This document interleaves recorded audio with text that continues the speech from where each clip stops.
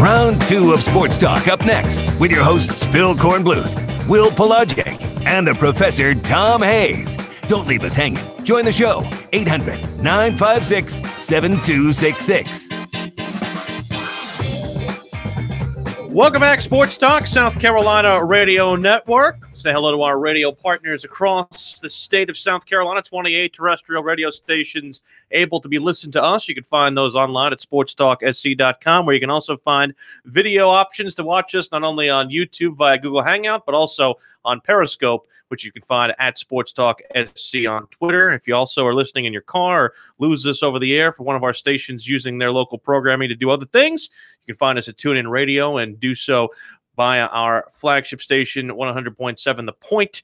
They never preempt us. Just use them on TuneIn Radio. It's our pleasure to welcome on somebody who is going to speak corn about the biggest sports story, not only of this week, but maybe of this entire year. Yeah, really. I mean, this impacts sports fans here and all across the country. We welcome in Brett Smiley from SportsHandle.com. Brett is an attorney. He is a graduate of Penn, where he played on the Sprint football team. Had to look that up to see what that was all about. Also did some studying up there at the good old place Syracuse, where I have some family connections up that way. So we welcome you into Sports Talk. It's good to have you with us. And I imagine, I don't know, was it music to your ears what the Supreme Court ruled this week? Well, thank you for that kind introduction. It's good to be with you guys. Yeah, it was a little bit of music. I don't know, maybe some soft jazz to my ears. It wasn't entirely unexpected, just given the way that things sounded in the Supreme Court during argument and the way the leagues were acting afterwards. But yeah, it's, for sports betting enthusiasts such as myself, a lot of folks around the country who like to bet a little bit, and it's difficult right now because you can only do it in Nevada. Monday was a very good day. Yeah. So what happens from here now? I know it goes to the states. It's been, of course, reporting about New Jersey really jumping on this thing and trying to get something done quickly. But where's this thing going to go in terms of across the country, and where do you expect states to really step up and push the envelope on this? You're right. New Jersey is at the forefront. They brought the case against the sports leagues that brought about this change and this ruling. There's been an awful lot of activity already, even before the ruling, beginning this year when the legislative session started. By the end of this year, you're going to see probably 5, 6, maybe 7 states, new states outside Nevada that have sports betting. That's Pennsylvania, West Virginia. Actually, they already went ahead to legalize, contingent upon a change in federal law, which has now occurred. Delaware, they had some very limited type of wagering that was grandfathered in under the previous rule that is no longer. Mississippi, they made some changes to their state constitution last year that will allow them to go ahead and make some regulations.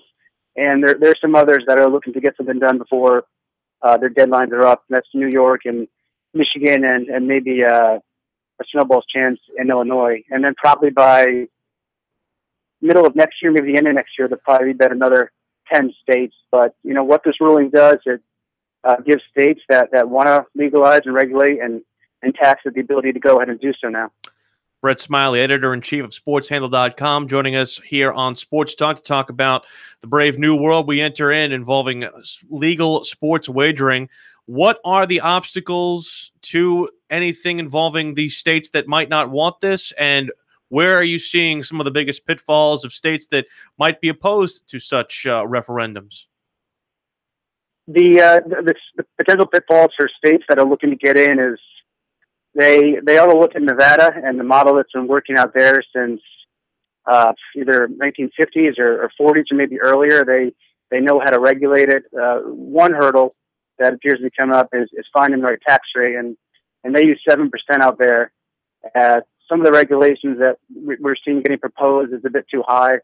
That'll make the cost of doing business a bit too high for for the operators and can mean an inferior product or betting menus for the consumers.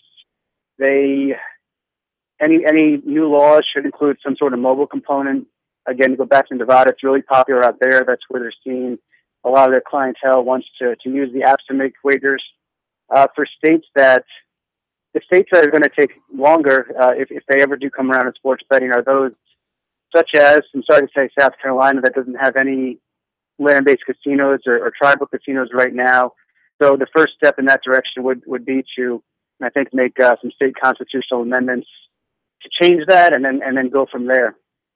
Now, we read for years that when you see some strange betting patterns going on, you go to Vegas where they have the system set up. That's where you can detect things are happening. Say we get to the era when at least maybe, let's say, 20 to 25 states have their own systems. Would it be more difficult to investigate sort of a point shaving because of patterns of betting, or would it be easier if more states were involved with their system? I think easier. I mean, the reason right now they go to Nevada is that's where all the betting activity. That's the only place it can really be tracked right now. In Europe, there's consortiums of sportsbook operators throughout Europe that they feed their information into a central database, and they can kind of compare and contrast. And if one sees something correspond with each other, and they participate with the leagues too, it's bad business for everyone, the leagues, sportsbooks, and certainly the people who are putting down wagers if something is potentially fixed or compromised in any way. So I don't know, how it's going to work. If this is a state by state thing, perhaps, once there's a couple up and going, they can create some sort of framework within themselves. But I think this will only strengthen everyone's ability to make sure that things are on the up. Visiting with Brett Smiley from SportsChannel.com, talking about this brand new world opening up across the country related to sports betting. So tell us about South Carolina. I mean, we live here, so we should know, but you're more informed about how all this works. What kind of battle is there going to be here in the state legislature and the powers that be to get this done? And then what kind of money would the people of South Carolina reap from this if indeed it does move forward? Sure, and as I understand right now, I've only been to Charleston a couple of times, but from reading where I am up in Jersey, there's only one riverboat or something off the shore. There was actually some activity early in 2017. I don't know if he's still in office, but Representative Rutherford, Democrat, also Malloy, they put forward a couple of pieces that would have proposed a constitutional amendment to allow gaming activities, including horse racing and sports betting. So according to my understanding, it's going to take some sort of change in the state constitution. I would imagine that requires some sort of ballot referendum. So if and when they want to put it up to vote, that'll be up to you, the voters, and the listeners. But there's already been two guys who have stepped forward. And, there's a number of other states where, there's gaming states and non-gaming states, but it's not a red or a blue thing. And Mississippi has casinos everywhere. Somebody in Tennessee, he stepped forward yesterday and said in light of the ruling, he's going to put something on the table. So what it can mean, it really depends on the volume of wagering and interest, but I don't think it's going to be quite the windfall that some states are thinking. Sports betting compared to like slots or table games, it's a much lower margin activity. Typically, sports books only keep about 5-6%, whereas those table games are in the teens. But that said, it's an amenity. It's something that people are already doing, and I think it could be something in the low 4 or 5 million for South Carolina. Wow. Well, in a state that needs the cash, that wouldn't be anything to sneeze at. What's the downfall to having sports gambling open all across the country? Is there a downfall? A downside, I should say, a downside to it? Yeah, I sports betting for a while, rightly or wrongly, has been stigmatized, in my view, wrongly. We're 40 states, or maybe 48 states are, they have a lottery to scratch off, and there's nothing more chance than that. What I was getting at is there's already a ton of sports wagering occurring illegally in every state. South Carolina, I'm sure, included. If it's legal and regulated, probably some folks who might not have otherwise dabbled a little bit in sports betting will become exposed, and there's going to be people who are having some addiction problems. Mm-hmm. Brett, we got to run to a break. Can we hold you over for another segment? Yes, sir. All right, we'll come back with Brett Smiley, editor-in-chief of SportsHandle.com, as we continue our talk about potential legalizing of sports gambling.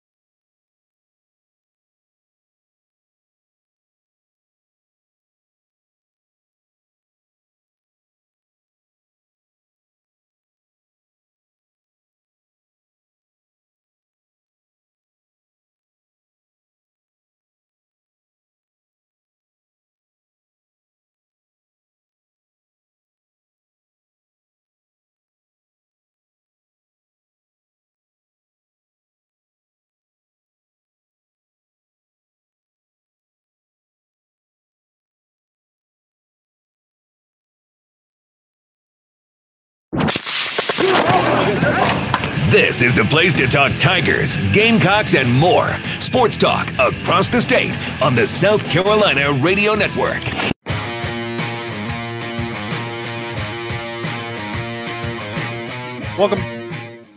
Welcome back, Sports Talk, South Carolina Radio Network. We've had almost a sprint of a show today. We've had covered a lot of ground, and we're continuing our visit here with Brett Smiley, editor-in-chief of SportsHandle.com. You talked about one of the potential pitfalls involving addiction. I want to kind of transition, Brett, to this idea of integrity fees, which basically is masked as the sports leagues themselves wanting a cut. Does that not sound to you like extortion? Because that sounds a hell of a lot like extortion to me. Yeah, I'm pretty sure that's extortion. It's ridiculous, and what they're trying to do, for anyone who hasn't been following it, for your listeners, they've been going lobbying in a lot of different states that are having the conversation about sports betting, and they're framing it as a so-called integrity fee or a betting right or an integrity fee, and then they're asking for 1% cut of all wagers off the top. And we talked about fairly low margins. 1% may not sound like a lot, but it's actually, if the operator's only keeping 5%, that's 20%. And, you know, having been the people so long opposed to sports betting, for them to now be saying, well, we're okay with it, but we're gonna need this cut here. It's pretty ludicrous, but they're not getting a lot of traction with it, going around and talking to different lawmakers. I'm glad that wasn't just me who thought that was extortion. No. What tell us this about when you look at the geography of the country, not so much the way people think or their moral ideals, but does gambling, do you see a situation where it would be a bonanza, especially in states that depend a lot or have areas where a lot of tourism is going on? The interest that, you know, we're seeing across the country is people or states most likely to bring in sports betting quickest is ones where there's already quite a few casinos. It's straight across the country. Kansas, they're talking about, Missouri, Illinois, Iowa, Oklahoma, Louisiana. I don't know if they're going to do it for the sole purpose of trying to bring in visitors from out of state, but you know, there's a little bit of a race amongst some of those states because Mississippi, they're going to be good to go soon. And Louisiana, there's one senator there kicking himself because they couldn't get something done. I think a good parallel for the pace it might happen is marijuana. You know, there was one state, I think it was Colorado or Washington, and now we're up to 8-9 states plus DC.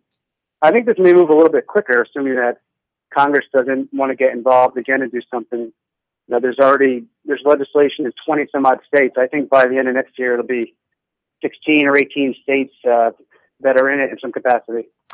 Brett, before we let you go, tell people about your website, sportshandle.com. What can they find there? Why should they go to your site, and what should they be looking for? It's a portal for all things sports betting. We're covering the legal aspects like we've been talking about, the legislation, whether it's legal in your state, where you can go. Also about the industry, some culture. We have a podcast people can check out. My partner was talking with Hammerhead Goldberg about Jimmy the Greek Tales. So it's kind of a one-stop shop for people who are interested in sports betting. My last question is, how long before we see it here? That's my only question. Man, I would like to give you a more optimistic answer. You know, there are two state representatives who come forward and have shown interest. It's just a rallying of the troops, but I put it over under 4.5 years, and I might take the over. We broadcast 2 blocks from the State House, so we know where we know where they live. Yeah. Directly after the show, you guys go there and tell them what you want. Well, they're out of session right now, so we can't pick it there or anything like that. You know, another indication, of course, about the popularity of this is the fact that on Sirius XM now you've got an entire channel dedicated to sports gambling business, where, of course, Brent Musburger makes his home. How often are you tuned into that? To Vegas Sports Information with Musburger? Yes. Oh, yeah, that's definitely an indicator. We're asking how long am I tuned in? Well, how much do you listen? Is that something that you make part of your daily listening routine? Yeah, I tune in. They think that I think they're 24/7, so there's always something going on. But there's a bunch of podcasts that I like, so I'm not always up on them, but sometimes in the car. But yeah, it's I mean, Brent for so long on the air, he kind of had to make veiled references to sports betting. I'm glad he's out in the desert now. Among other things. Sometimes they're not always so veiled. Brett, thank you. My pleasure, guys. Thanks so much for the time. We appreciate it. Thank you. That was Brett Smiley, editor-in-chief of SportsHandle.com. I'm glad that he mentioned that it is not necessarily a partisan or a regional issue. It is, again, do you like money? Do you need money? Or don't you? Well, as I said before, it sometimes will come down to survival. because I don't think South Carolina has a lottery if Georgia didn't have it, and a lot of citizens were crossing the state line and taking the money over there. Same as North Carolina having a lottery now, since those people were driving down to South Carolina. Corn has some recruiting before we get on out to do Billy Downer. Absolutely. This is a great lead into Captain Downer now, because we're going to bring a lot of people who've been waiting on recruiting over to SC Wild. Is that a fact? To hear the captain. I'm not going to go back into the Josh Belk story now. We all know what's going on there. That's a different thing, really, from – well, I do treat transfers as part of recruiting, but we've already talked about that ad nauseum. So, Jalen McCullough, two-position standout from Powder Springs, Georgia, cut his list from 7 to 4. USC firmly in the hunt with Alabama, Auburn, Tennessee. This is the kind of guy you got to get to elevate your program. USC's been recruiting him for safety and linebacker, but he's also a talented running back and could end up on that side. Travaris Robinson, he said, was in last Wednesday to talk to him and preaching how he's a high priority for them. And so he's impressed with how they have come in and changed the program around. He'll be camping and visiting the final schools this summer. And has any one visit to his schools blown him away at this point? He said, not really. All the visits to the schools have been amazing. He'll be an early signee. He'll make his decision after his officials in the fall. Clemson target defensive back Tyler Rudolph, Waterbury, Connecticut, plans to announce on May 21st at 6. He's had a short list of Clemson, Penn State, Virginia Tech, Boston College, UConn, Michigan, and Ohio State. He took an official to Penn State April 29th. Nittany Lions look pretty strong with him. According to Stone Mountain, Georgia, Stevenson assistant coach and recruiting coordinator Corey Johnson, linebacker Trey Wilkins plans an announcement of some type on Friday after the spring game. Of course, you know this story. He tweeted a commitment to USC on April 13th, and that tweet remains pinned to his Twitter page. However, Will Muschamp never put out the acceptance tweet of Spurs Up related to that particular announcement. So it remains to be seen what's going to happen in this particular case. I do know that according to Johnson, USC coaches were by the school last week. Now, Wilkins has tweeted several new offers in recent days, including Texas A&M and Purdue, and he visited Minnesota last weekend. USC commit tight end Keyshawn Toney was offered by Middle Tennessee State, says he's still 110% committed to the Gamecocks. He plans to take his official visit sometime soon. Defensive back Cam Smith of Westwood, I think yesterday I said Blythewood. Westwood is in Blythewood. He was offered by Maryland. USC commit offensive lineman Jalen Nichols offered by Tennessee. USC offered receiver Daryl Harding of Winter Garden, Florida, and 2020 defensive lineman Marquise Black of McDonough, Georgia. Linebacker Shimon Cooper of St. Louis plans to set up an official visit later this week with his recruiter, Brent Venables of Clemson. Of course, Clemson is on his short list. Clemson offered 2020 defensive end B.J. Ojolari, Marietta, Georgia. 2020 defensive back Rashad Torrance of Marietta, Georgia. USC and Clemson target offensive lineman Ja'Kai Moore was offered by Florida. USC reportedly offered athlete Jihad Carter of Richmond, a Virginia Tech commitment. Tennessee offered Irmo receiver Kendrell Flowers, currently committed to Wake Forest. Greenville quarterback Davis Bevel was offered by Troy. Tight end Lucas Raber of Southside Christian offered by Brown. Basketball, USC last night offered 6'2" Trey Hannibal of Hartsville. He was in for an unofficial visit with his parents, and he met with Frank Martin for about an hour. The offer was made. He was, of course, very excited about that. It's an offer he has wanted. USC and Oklahoma State stand at the top of his list right now. He averaged 18 points, 11 rebounds, and 6 assists per game last season. He says he is still open with his recruiting. Clemson has been in touch but has not yet offered. SC Wild with Captain Billy Donner is next.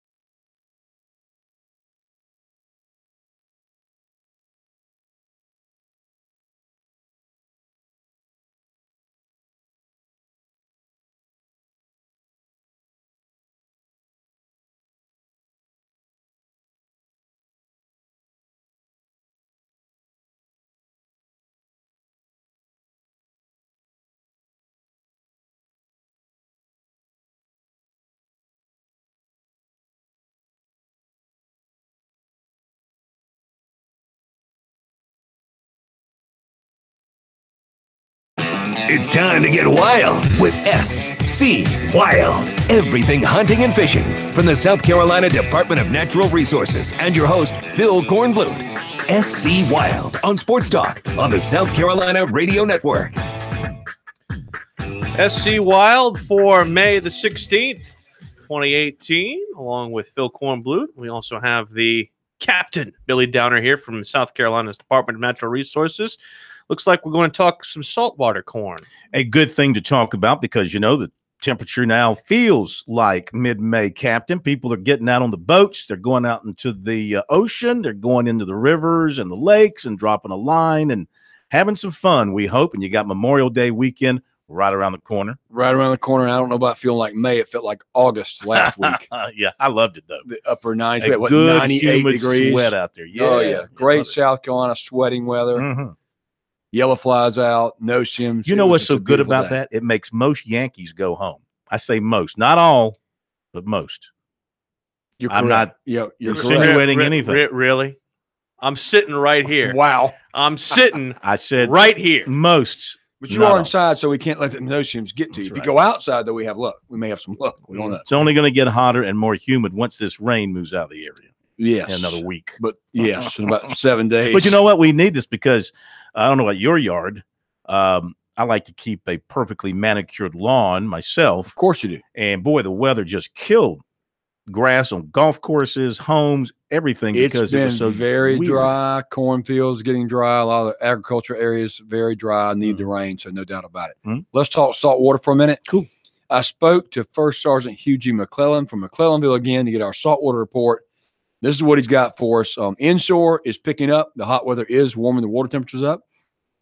So spot-tail bass and some spotted sea trout are being caught. So redfish and spotted sea trout are being caught. And I've heard some down lower on the coast, Fripp Island area, Fripp Inlet, a lot of good fish being caught down there as well. So inshore fishing is picking up with the warmer weather, of course. Offshore dolphin the last 2 weeks has been off the chart. That's the dolphin fish, Corn, not correctly. the dolphin mammal. Let's don't go back into that. Yes, the fish. I didn't go there. The one we eat, Corn. The mahi. Yeah, mahi. It is starting to taper off a little bit, but they're still being caught. Gave me 3 areas: the Southwest Banks, the 360 hole, and the Georgetown hole. If you can find good floating weed lines, if you can get a good weed line, thick weed line, you're gonna find the fish under it. Maybe some trash. You'll find dolphin like to get under things like floating. Where is the 360 hole? I have no idea. Oh, that's why it makes it a great secret. It's just out there. Fishermen know where it is.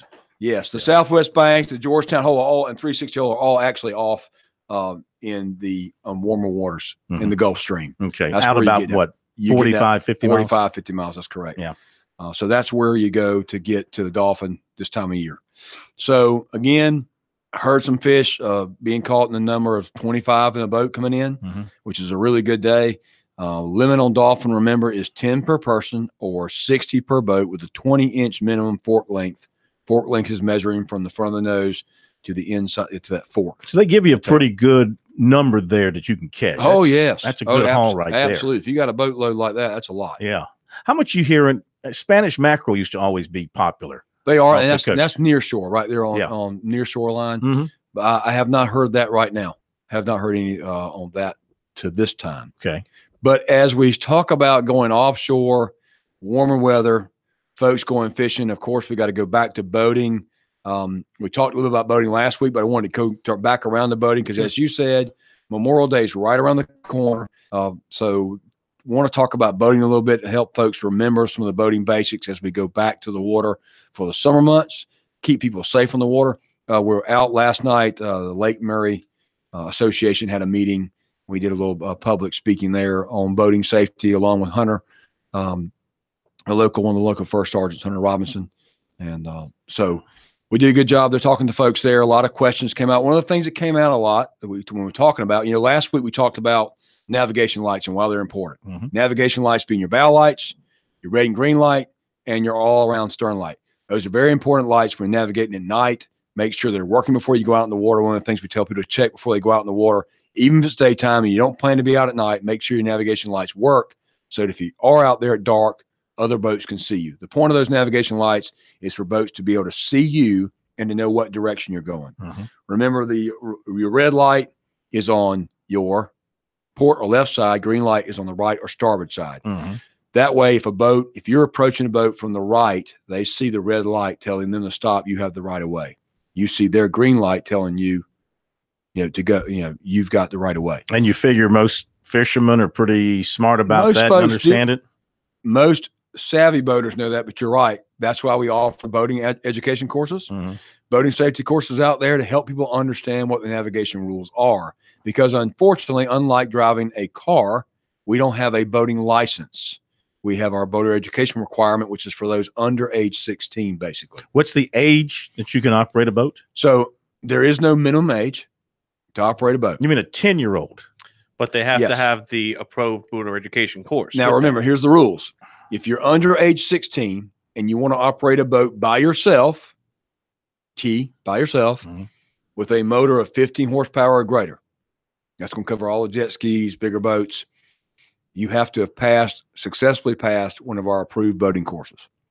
So that's important. Sure.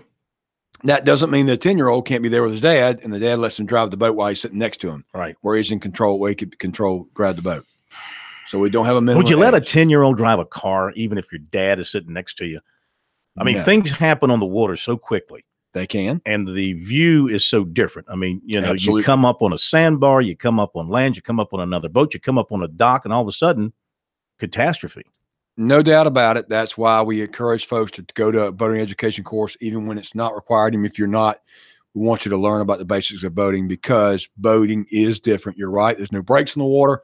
Lots of things happen. We talk about it all the time. One of the things I bring up a lot with folks is on the water, you talk about driving, you look about pedestrians crossing the road. When you're boating, there's people skiing around you, there's people tubing, and they fall off.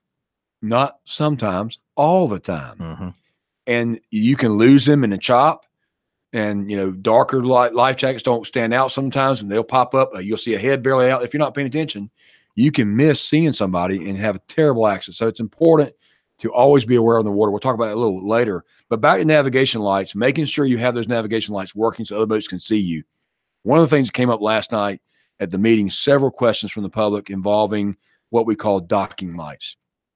Today, all boats almost come with a set of LED lights on the front. They're called docking lights for a reason. They're there to help you when you're at the dock to see the dock, to approach the dock and get off and be able to see right there at the dock. They're not for running like a set of headlamps. The problem is no brights, no high beams in the water. Absolutely. People will leave them on like they're driving on the highway. And that is counterintuitive to boating. You shouldn't need those lights on to see, particularly on Lake Murray where it's completely open. There's not a whole lot of trash debris out there. Lake Marion, a little bit different. You got a lot of stumps. But people that have boated for years know if you cut the lights off a lot, you can see a whole lot clearer. People have used, and even we used a light, big spotlight out there when you're riding a boat to kind of look for things, look for different landmarks. If you're going duck hunting in the morning, you use a spotlight, cut it on and off, and run it. But these lamps are right at the water's edge, so they really reflect back off the water and can blind you. The other problem is they block your navigation lights a lot of times, even when they're from the factory. Most of the boats from the factory, they're not going to block the lights, your running lights, as your red and green, but they can make it hard to see them because of the light and the flashback off the water. Reflection coming off the water. Yeah. So came up last night, question over, is that illegal? Depends. Usually not illegal. Shouldn't be doing that. It can become a problem, though, if those docking lights are keeping others from seeing your running lights, because it's just like you don't have them on then. They can't see them, and they can't tell what direction you're going. That's dangerous, so that could be a potential problem. So certainly officers may address that. But we try to encourage folks, don't cut your lights on. But it's kind of a thing. The last 10 years it's become very popular. All the new hunting boats, your camouflage John boats, come with these huge lights on the front. People go to the store and buy the LED lights. That's fine in the swamp when you're running around the swamp in tight corners so you can see trees and where to turn. But on the open water, you need to cut those lights off so that others can see your navigation lights. SC Wild continues after this on Sports Talk.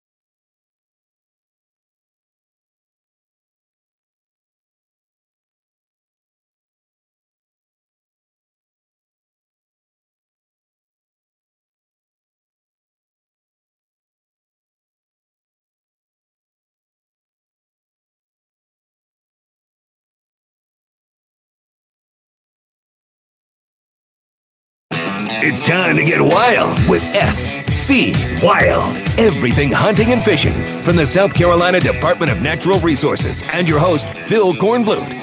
SC Wild on Sports Talk on the South Carolina Radio Network. South Carolina Radio Network. This is SC Wild on Sports Talk here with Pelagic Phil Kornblut, the Captain Billy Donna. We've been talking a lot about the boater safety as we get closer and closer to Memorial Day weekend. A lot of people are going to be out on the water. The Captain continues with, obviously, the safety first when it comes to boating and also possible drinking on boats. Yes, we'll get to drinking in just a second. When you think about safety on the water, there's really three things that any boater can do to keep us all safe on the water. To be safe. Number one, practice good seamanship. It's the responsibility of every boat or PWC operator to take all necessary action to avoid a collision. That's what practice good seamanship means. It means we'll look out, be defensive, look at what's going on. At the same time, keep a sharp lookout. Failing to keep a sharp lookout is the most common cause of our accidents. If you keep a sharp lookout, you could probably post that on most of our accidents as a cause, is failing to keep a proper lookout. Because again, we talked about folks out there skiing, tubing, falling off, jet skis running to and fro, flipping off a jet ski, things that happen. Like you said, Corn, things can happen in the water in an instant. And you're not expecting to kind of be looking out for it. So maintain a proper lookout. And the final one is maintain a safe speed and distance. Now, safe speed. Do we have speed limits in South Carolina? No, not necessarily. However, we do have no wake zones. These are areas where you must reduce your speed to no wake, which means basically you take your boat all the way back to neutral, one click forward, just click it into gear where you're not creating any white froth behind the boat. That's the best way for me to describe for anybody if it doesn't understand is you put your boat in gear, and as long as you don't have any waves behind your boat, you're not making a quote-unquote wake. It's meant to be slow. It's in areas of congestion. It's around fueling areas.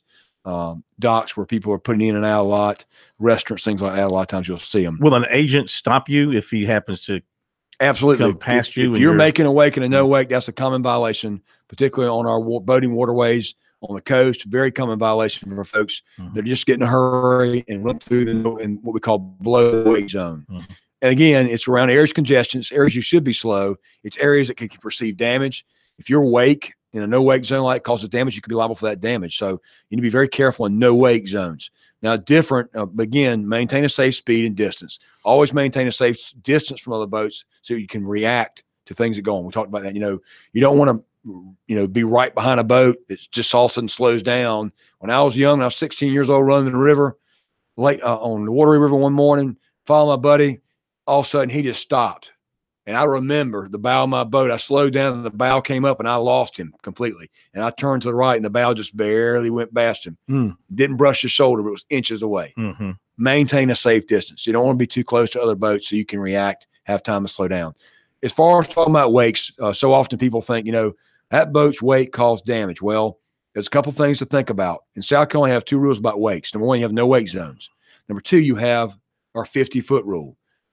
If you are within 50 foot of a dock or a boat at anchor, you have to be at no wake speed if you're within 50 foot. Outside of that, you can run at normal speed, but you need to be cognizant of your wake and know that if you're running too close, even outside of 50 foot, you need to be cognizant of what your wake could do to damage folks, to hurt somebody, knock them off of a boat, particularly in tighter areas. Even when you're outside of 50 feet, we need to be ethical when we boat and think about other people. Speaking of ethics. Yeah, I was going to say the next thing you're going to bring up, I mean, you can harp on it all day long, but in a lot of places you're talking to deaf ears. We're talking about drinking and boating. Absolutely. South Carolina, drinking and boating, it's a part of the outdoors. People like to go out in the water. They like to take a beer with them. By the law, that's completely legal. We had that question last night as well come up. Is there an open container law? We've talked about it on the show the last couple of years, but just as a reminder, there is no open container law on beer. You can have a beer open on your boat. People can drink beer on the boat. That's not a problem. The problem is when the driver or the operator of the boat, the captain of the boat, is under the influence. And I use the words under the influence because you got to be careful. I didn't say drunk. I said under the influence. Is he impaired? If your abilities are impaired, you don't need to be driving the boat. The best rule is if you're going to drink, don't drive the boat, just like a car. Designate a driver for the boat. Have somebody that's going to operate the boat all day long. Because on the water, we've talked about it before, the lake effect, the stress effect, whatever you want to call it, basically alcohol affects you on the water 3 times as much as on land. So the old 2 beer rule becomes 2 beers can affect you as much as it'd be like 6 beers in the water. In other words, you can drink 2 beers, go out in the water, the sun beating down you, the heat, buoyancy in the boat, the boat rocking back and forth, the noise of the motor, the ambient noise of that motor, all lull and dull your senses, and it actually makes alcohol affect you 3 times as much. So be very careful on the water. If you're going to drink, don't drive. Again, when it comes to open container, be smart about that. I saw here you said in the state of South Carolina, we're now 7th nationally in terms of registered boats. That's right. Our waterways are becoming crowded, right? We do have a lot more people on the water. We're up to 500,000 boats registered in this state. A lot of people, it's hard for them to believe that. But it's not. We like to say it's hard to go anywhere in South Carolina that you can't see a boat. Yeah. In a yard somewhere. So the question to me is, you can't have an open container in your car. Right. Because of the danger factor. Seems to me it'd be dangerous to allow this in a boat. Why has the legislature let this slide? Is it because they just figure it's boating, it's the wide open area, you've got more of an opportunity to save yourself than you would in a car? I have the answer, but they won't like it. Go ahead, Carl. It's a recreational activity. And so recreational activities, we look at it a little bit differently, I think, as a society culture. So drinking and boating has been accepted as far as drinking on a boat. I don't think anyone would ever say it's okay to drink and drive a boat. But what they're saying is it's a recreational activity. It should be okay to have a beer out in the boat. Passengers should be able to have alcohol on the boat. Now, when we talk about alcohol, be careful. We don't want to go to liquor drinks because liquor becomes different rules. Different ball game because liquor in South Carolina can be open in 2 places. Your home or in a licensed establishment. So a boat doesn't. So no hard liquor on your boat. That's correct. So beer is the thing. So Again, it's a recreational activity. I don't want to kind of harp on that too much, right? Because we're not trying to say somebody can't drink and be out in the water, but we don't want you drinking and driving. You don't want to be out there and put yourself in a situation where you could hurt yourself and, in fact, others. So how about we get legal gambling here in South Carolina, and we start using that for some fishing tournaments and things of that nature, huh? Yeah, right. Put a little money on Davy Height to go out and win a tournament and pull in X pounds of fish? I don't think so. The jury's still out on that. We got to conquer. Y'all been talking about that one all night. So we got to conquer. If we get it here in South Carolina, nothing first. will be immune from gambling, including fishing. Then what's next? College football? We're gonna gamble on that. Well, it's happening anyway. Okay. It's happening anyway. There you go. Just in other way. Let's pull this online and offshore. Let's pull this back around. Yeah, let's pull us back in. Life jackets. Can't leave without talking about life jackets. People get tired of talking about life jackets, but truly on a boat, life jackets can save your life. Make sure when you go boating this summer, you check out your boating safety equipment. Check your registration on your boat. We'll go through the last minute things. Make sure your registration's up to date. Make sure you got your registration card on the boat. Make sure it's the correct registration card. If you have multiple boats, sometimes registration cards get mixed up. You're required to have that registration card on board. Make sure that your sound device is there. You have a whistle or a horn that works on the boat so you can sound other boaters or if you need help. And then make sure you have a fire extinguisher. You have an enclosed gas tank or a gas tank that's immovable. Make sure you have a fire extinguisher appropriate for the size boat, for your size boat. Make sure it works. Test it. And always make sure you got life jacket, enough life jackets for everybody on board, the right size life jacket for everybody on board, not an adult for a child. Make sure it's a child's life jacket. The numbers are on there. The sizes are on there. Make sure they're where you can get to them. They're what we call readily accessible. So you can get to that life jacket in case of an emergency. It's not up under the seat, locked up. See that all the time, and it's just terrible. Are we off to a decent start safety-wise on the water? Pretty good so far. I don't know the exact numbers, which is a good thing because it means it's not been that bad for me to know. But you hold your breath with Memorial Day coming up. Absolutely. We want to have a safe Memorial Day. Everybody stay safe in the water next few weeks. Be careful. We'll see you in a couple of weeks. Yes, sir. Right back here. You going out to watch a USC softball over the weekend? You being a big softball guy? I am going to go watch softball. Thank you, Captain. Good night. We will talk to you tomorrow. We got a lot, again, that we didn't get to today to get to tomorrow. And then tomorrow we'll do today. That's why there is a tomorrow. Here on Talk Sports to you Talk. tomorrow on Sports Talk.